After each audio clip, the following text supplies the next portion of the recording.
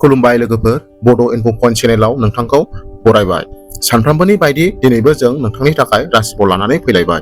दिनै अक्ट' 6 जुलाइ 2026 आरो साना समबार। बे गोथार समबारा इसोरनि महादेब थामहिनबा भगबान शिबखौ बावनाय जायो। भगबान शिबा जोबोद दयालु, जाय थार गोसोजों थरसे दै होनानै गावनि सिबियारिफोरनि गासै दुखु दाहाखौ फोजोबो।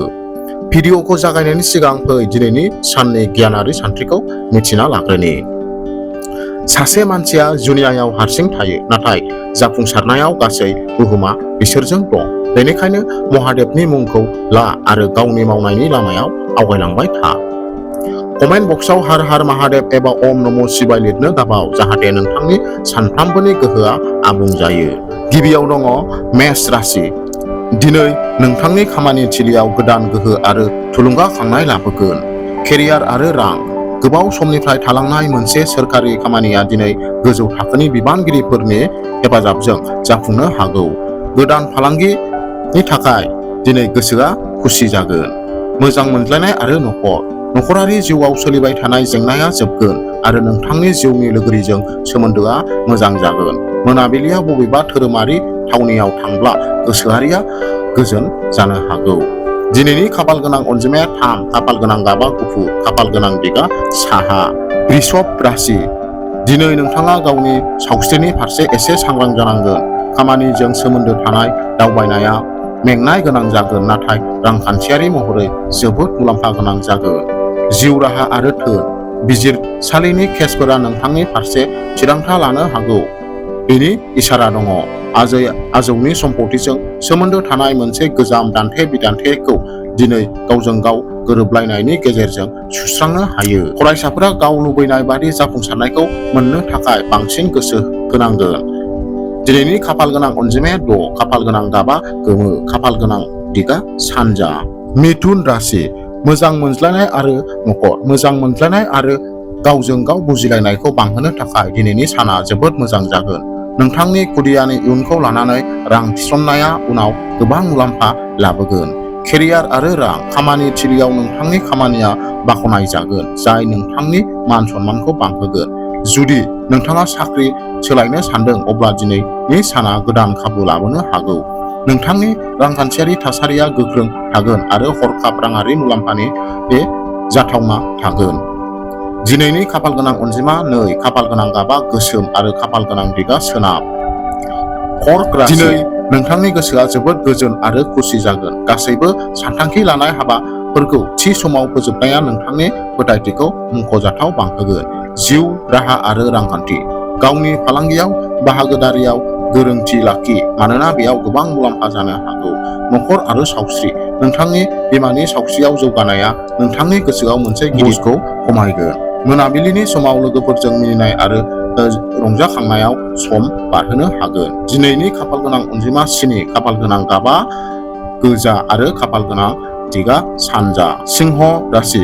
दिनै नोंथाङा गावनि बाथ्रा बुंनाय आरो रागाखौ दबथायनो गोनां जागोन, नङाब्ला खामानियाव लोगोफोरजों नांज्लाय-खमलाय जानो हागौ। राङारि लेनदेनखौ सामलायनाय समाव डकुमेन्टफोरखौ मोजाङै नायथार। बिदा-फंबायजों माखासे सानस्रियारि गोरोबलायनाय जानो हागौ, बेखायनो दबथायनानै खामानिखौ मावनांगोन। नेगेटिभ सानस्रिनिफ्राय गोजानाव थानो थाखाय प्राणायामनि सायाव सोनार। सान इसोरखौ दै बावनाया नोंथांखौ गोहो होगोन। खाफाल गोनां अनजिमाया 9, खाफाल गोनां गाबा गोसोम आरो खाफाल गोनां दिगा सा-सोनाब। कन्या राशि। दिनैनि साना नोंथांनि आबुं जानो हायै लुबैनायफोरखौ सुफुंगोन। समाजारि हाबाफोराव सांग्राङै बाहागो लायोब्ला नोंथांनि अनसायजानायखौ बांहोगोन। जिउ राहा आरो रां। खामानि मावनाय रोंग'साफोरा प्रम'सन एबा बेथन बांनायजों सोमोन्दो गोनां मोजां खौरां मोननो हागौ। सिगांनि समाव रां थिसननाया दिनै मोजाङै फिथाय होगोन होननानै मिजिं थिनाय जादों। मोजां मोनज्लायनाय आरो नखर। नोंथांनि जिउनि लोगोरिजों मोनसे गोजाम गोरोबलायनाय दिनै जोबगोन। नोंथांनि सोमोन्दोआ गोदै लाबोगोन। खाफाल गोनां अनजिमाया 5, खाफाल गोनां गाबा निला, खाफाल गोनां दिगा खोला। तुला राशि। केरियार आरो रां। सम्पथि एबा गोदान गारि बायनायनि थाखाय दिनैनि साना जोबोद मोजां सान। नोंथांनि राजथान्दैयारि रोंग'थिनि थाखाय धन्यबाद। मोनसे गिदिर फालांगियारि गोरोबथाया जोबथा जानो हागौ।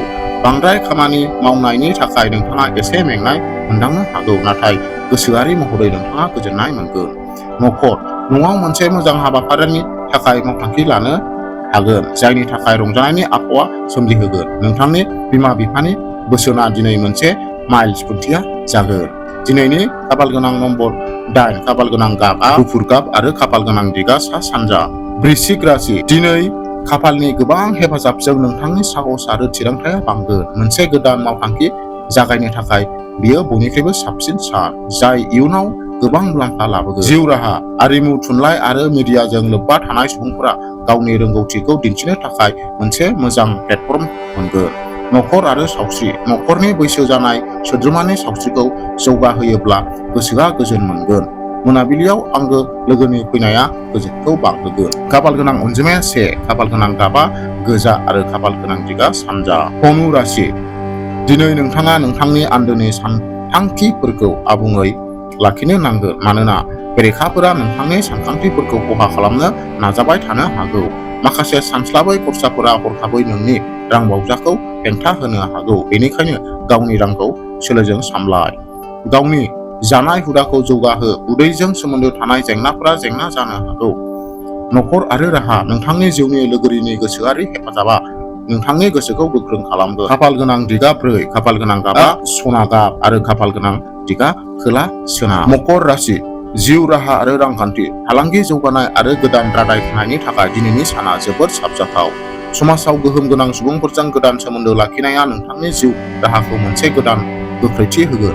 जुदि नोंथाङा मोनसे गोदान स्टार्टआप जागायनो लुबैदों अब्ला दिनैनि आगानसे सिगांग्रोनाया मोजां। नोंथाङा गावनि जिउनि लोगोरिजों गावजों गाव बुजिलायनाय आरो गोरोबलायनायाव मख'जाथाव जौगानायखौ नुनो मोनगोन। न'खरजों रंजानाय दावबायनायाव थांनो सानथांखि लानो हागोन।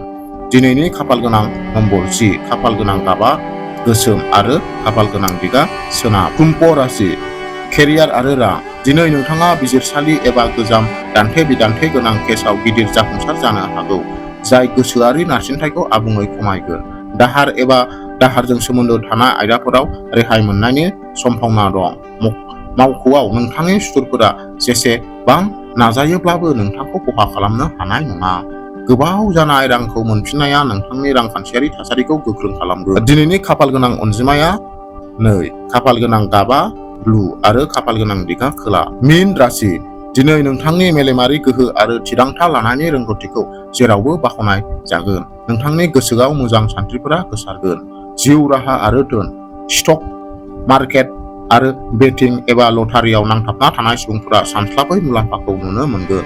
मोजां मोननाय आरो न'खर न'आव फोरबोनि आबहावा थागोन मानोना नोंथांनि गथ'फ्रा सोलोंथाइ एबा केरियारआव साबसिन फिथाय मोननो हागोन। नोंथांनि मोजां मोनज्लायनायनि जिउआ गोदान रंजानाय आरो गावजों गाव फोथायनायखौ बांहोगोन। खाफालगोनां दिग गाब आरो अनजिमा जाबाय खाफालगोनां अनजिमाया 11 खाफालगोनां गाबआ गेरुवा गोमो आरो खाफालगोनां दिगा जाबाय सा सानजा। अब्ला लोगोफोर बियो दिनैनि गासै 12था राशिफोरनि आबुं फरायथिनाय। आसा खालामो बेयो नोंथांखौ नोंथांनि साननि सानथांखि खालामनायाव मदद होगोन। भिडिअखौ नोंथाङा मोजां मोनबायब्ला बेखौ लाइक खालाम, चेनेलखौ साबस्क्राइब खालामनानै होदो। कमेन्ट बक्सआव हर हर महादेव एबा ओम नमः शिवाय लिरना होदो फिनगोन। अब्लासिम गावखौ आरो गावनि आंगोफोरखौ जोथोन ला। गोजोन्थों आरो दिनैनि नोंथांनि साना मोजां जाथों।